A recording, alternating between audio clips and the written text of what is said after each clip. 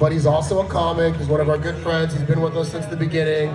Very funny man. Put your hands together for Billy Cavanagh. Give it up.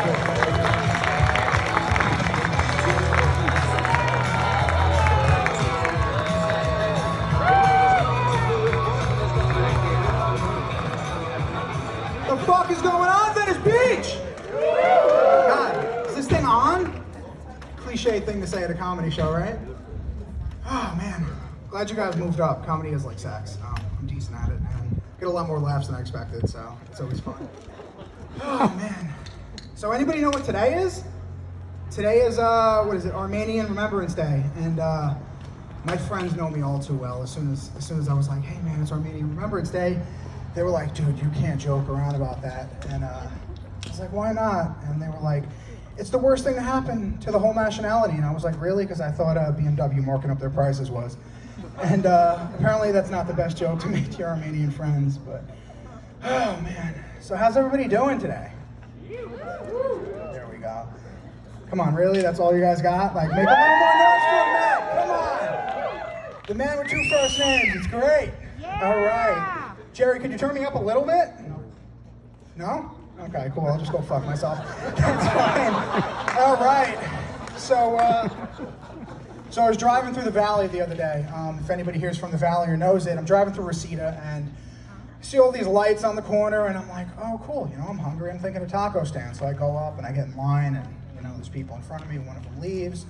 I'm waiting. Finally, I get up to the front of the line and I'm like, what's going on here? They're like, oh, actually, there's a candlelight vigil. And I'm like, oh, shit, so there's no carne asada? And they're like, it's Reseda, of course it's carne asada. But it turns out that a woman in Reseda killed her 3 toddlers about 2 weeks ago, and they were 3 years old, 2 years old, and 6 months old. And the news always wants to try to analyze people and try to get in the mind of a psychopath, instead of just acknowledging that there's pure evil in the world. And they tried to find out her motives and what was on her mind, and it turns out she never really wanted kids, but she decided against abortion because she felt it was killing a baby. Too soon? Is it? I mean, do you guys want your kids to live in a world where shit like that happens? I mean, neither did she, but yeah. Oh man, so fucking cool.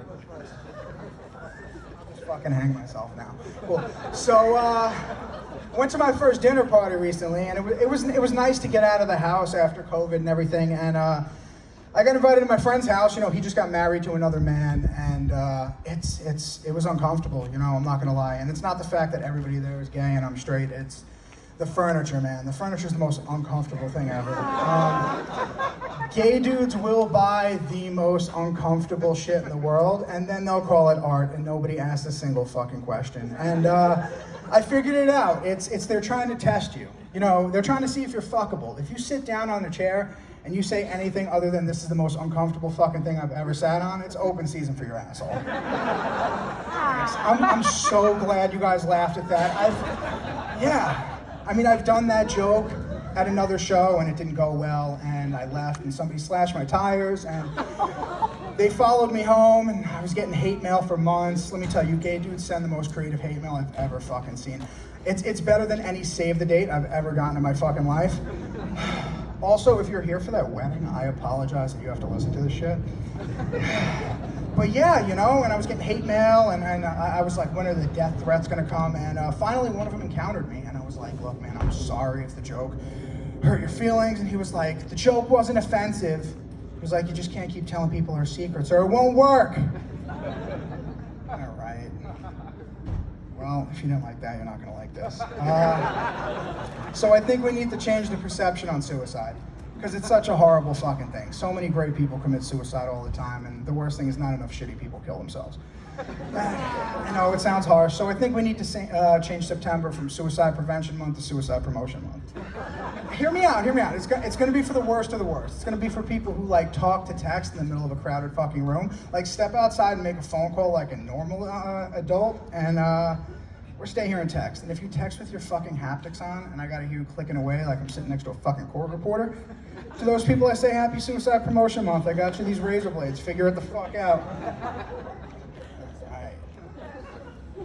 Take a drink from this girthy water bottle.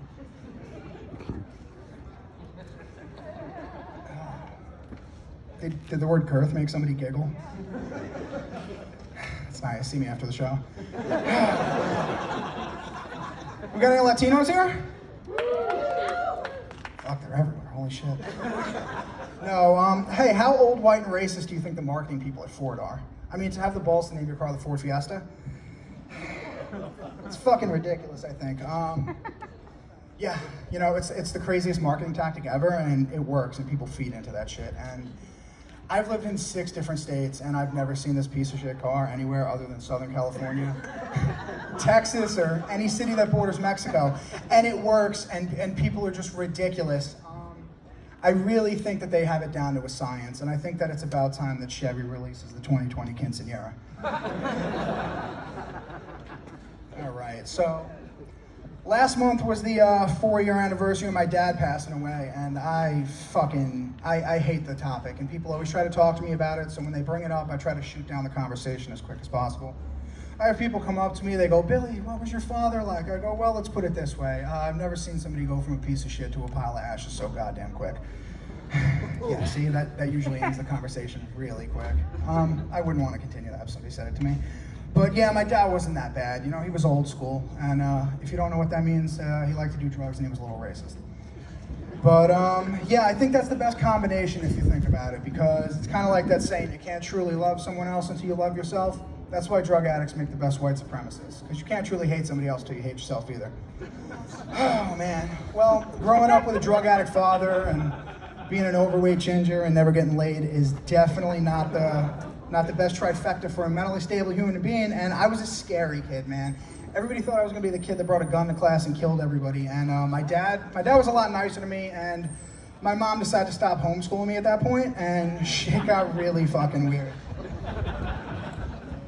All right, I'll leave you guys with this. So I've got this theory that I come up with, and it's the reason we have aggressive men in the world is because they were conceived during rough sex.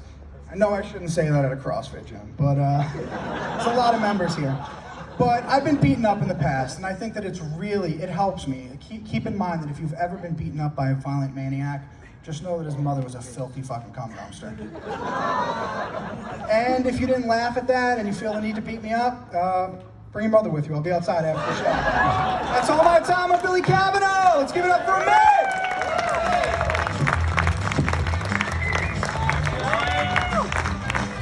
Give it up for Billy Cavanagh, everybody. Cracking the